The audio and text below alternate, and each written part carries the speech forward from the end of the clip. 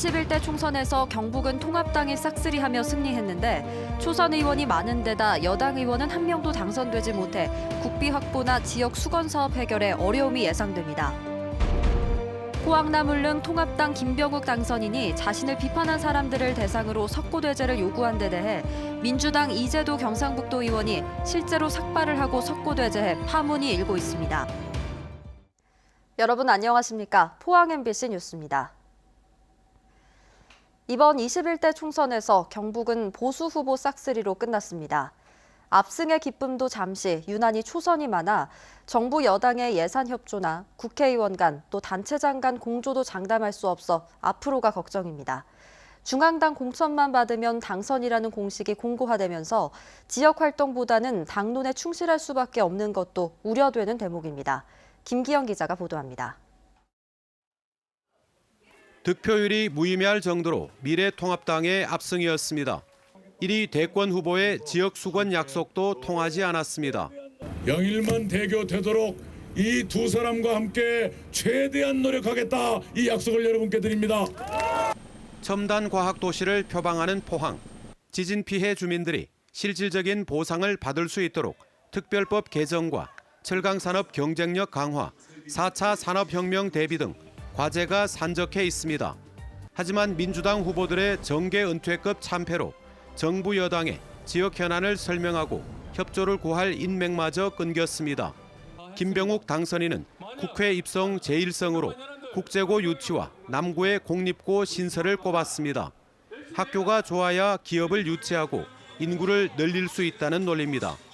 하지만 고교마다 학생 감소로 학급 수를 줄이고 있고 전국 자사고인 명문제철고와 특목고인 경북과학고가 있는데도 인구가 줄고 있는 현실을 제대로 파악하지 못했습니다.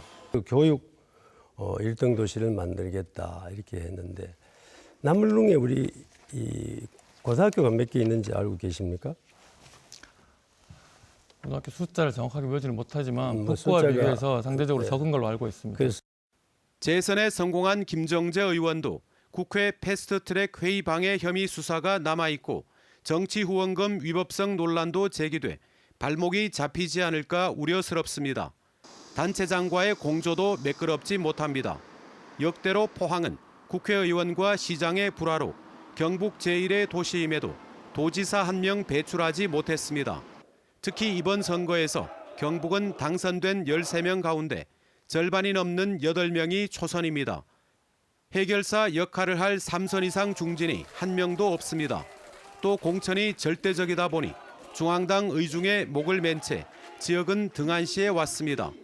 오죽하면 과메기도 공천하면 당선된다는 비아냥을 들어야 하는지 딱한 노릇입니다. 우리 과메기 공천하면 과메기 안 찍는 그런 투표가 돼야 됩니다. 그래야만이 포항이 달라질 수 있습니다. 전국 판세와 달리 경북 유권자들은 정부 견제를 위해 야당에 힘을 실어주는 선택을 했습니다.